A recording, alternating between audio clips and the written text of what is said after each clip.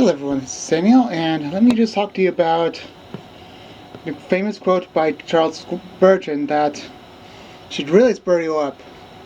It's a famous quote of mine that got my attention, that really, shocked me beyond repair.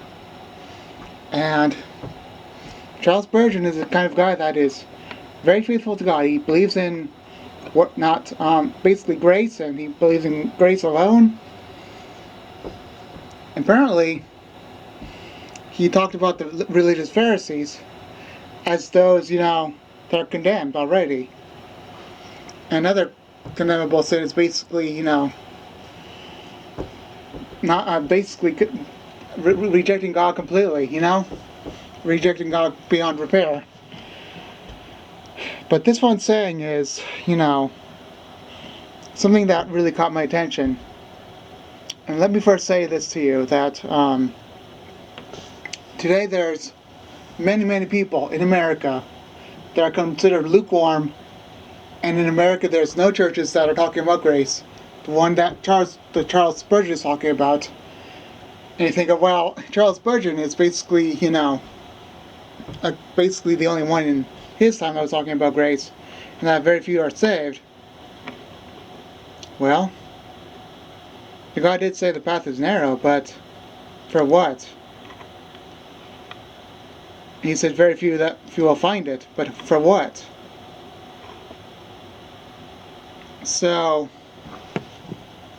basically, today there's so few people that are going to heaven that it's not even funny. And it's like, well, what was all of this all about? Well, let me just say that America today is so disgustingly lukewarm that he's going to spit it out of his mouth, and that if anyone is going to believe in him, they most likely believe in him in vain. America is fallen. There's no more returning for America, because I thought that America was, okay, but until Charles Spurgeon mentioned this, and he lives in England. And so many people that are in the world are not like the world back then. We are rebellious, exceedingly rebellious compared to back then. And to mention even worse things, is that back in the 1800s, it was nothing like today, nothing. People are always religious. Every single one of them that was almost not religious or religious to the point of being saved. So many were being saved back in the 1800s. And he said, I believe more people in the 1800s are being saved than not being saved. The religious Pharisees were considered rare back then. But the grace community today, it's so few and far between, it's not even funny. And that famous quote, I believe, should be, I think more people are going to heaven than hell. Today almost everyone is going to hell because they're either religious or they're rebelling against God, and it's just like God has really had it with the Pharisees, and the Pharisees are making atheists everywhere, and no one really believes in God anymore because of how hypocritical the whole churches have become. Let me just tell you something. It's not the world that rebels from the world. It's not the world that rebels against God. It's a world that rebels against the church. We have become so hypocritical in the church that it seems like, well, they don't care about God anymore. They really don't. It seems like grace in the church is not really fitting anymore. It seems like the Catholic Church is winning. And I believe in the end of the days that there will be a turning away from God. They would have a religious idea. They would always be religious, but for what? It would be for the laws. Anyone that is considered lawless, considered a criminal, is considered to be an outcast and to be beheaded, because to break a law for, let's say, banking, if they break the law for banking anyway, they would be considered beheaded. If anyone's going to go against the government, they would be beheaded. But the government will be so religious and so upbringing, and they'll say everything is done by the law, is done by the law, and God is for the law, that they're listening to Satan. And God will basically go against these people, so few are going to be saved. But what about those masses that are going to be saved? Because they know that God is against those people that are basically going against them.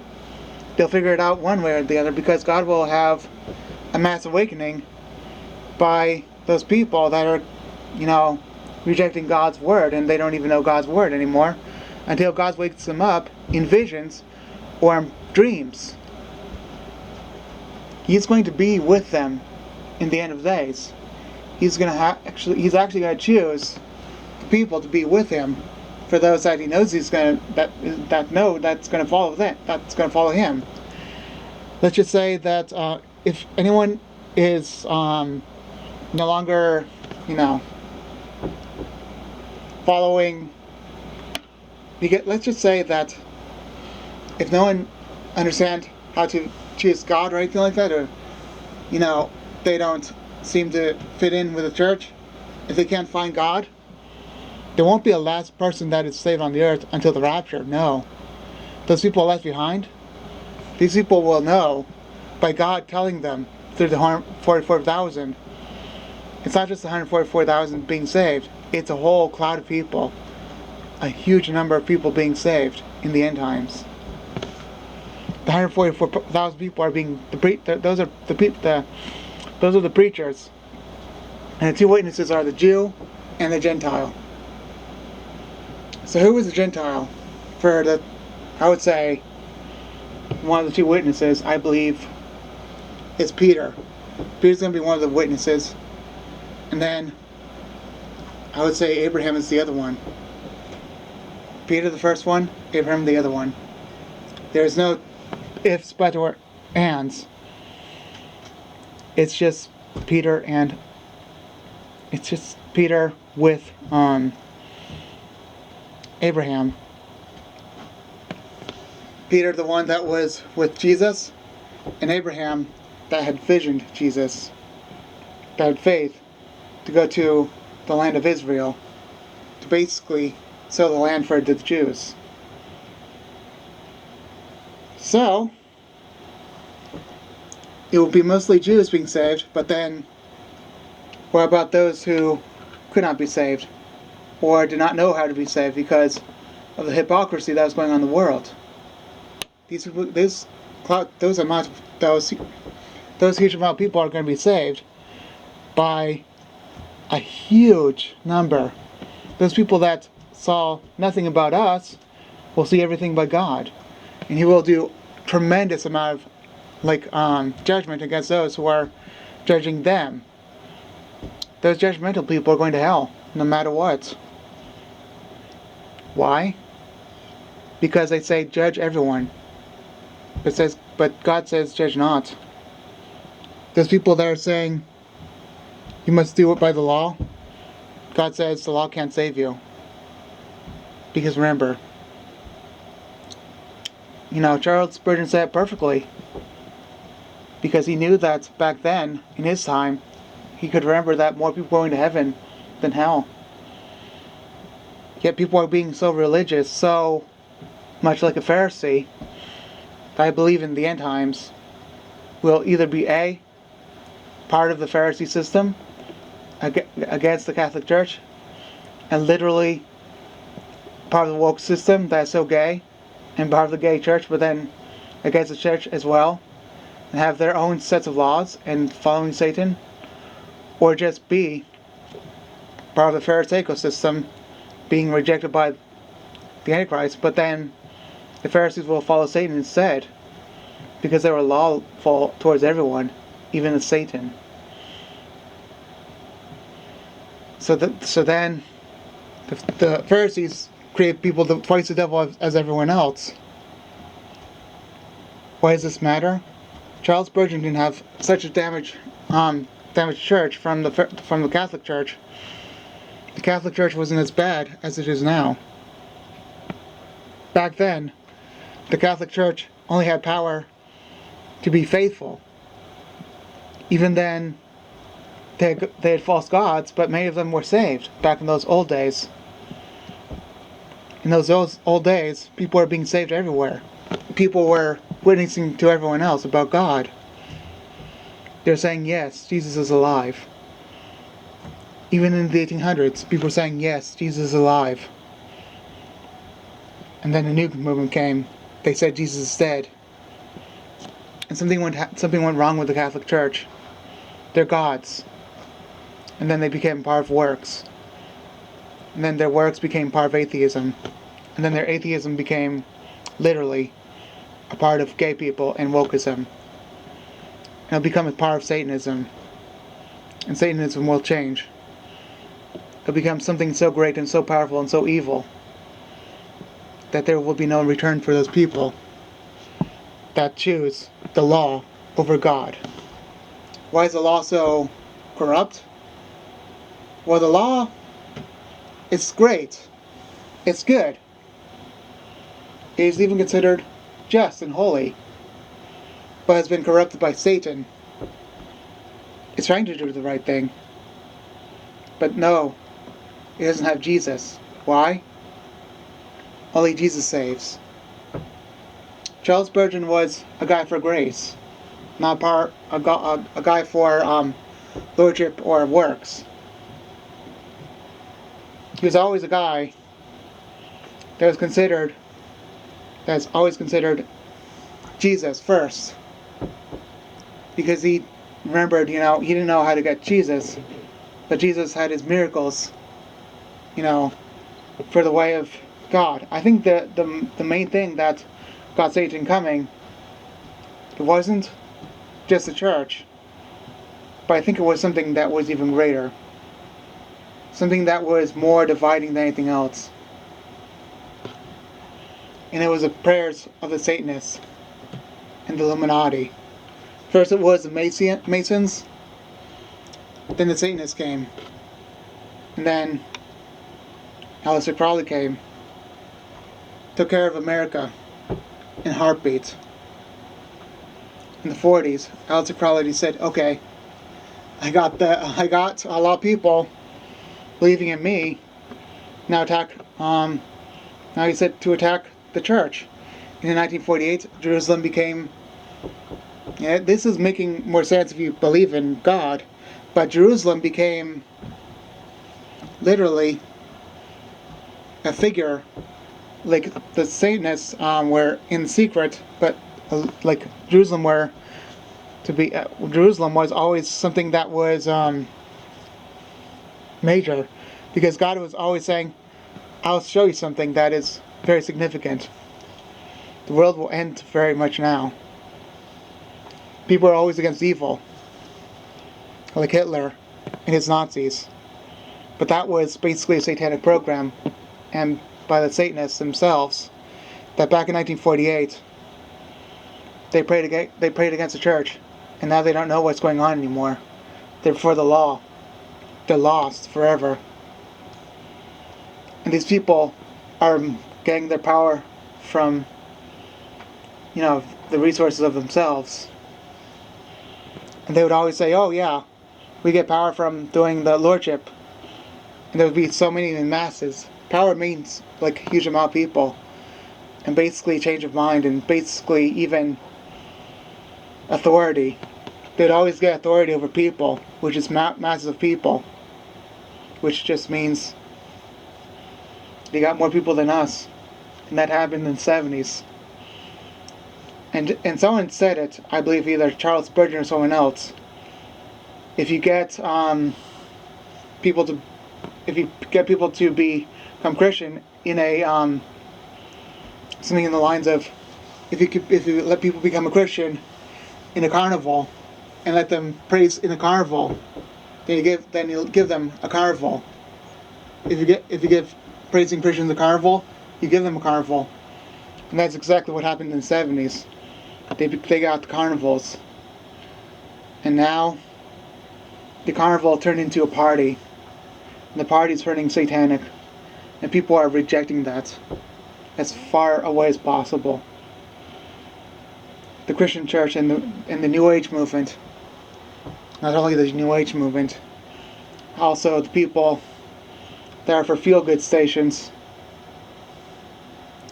are running away from that good feel-good station because it doesn't feel good anymore.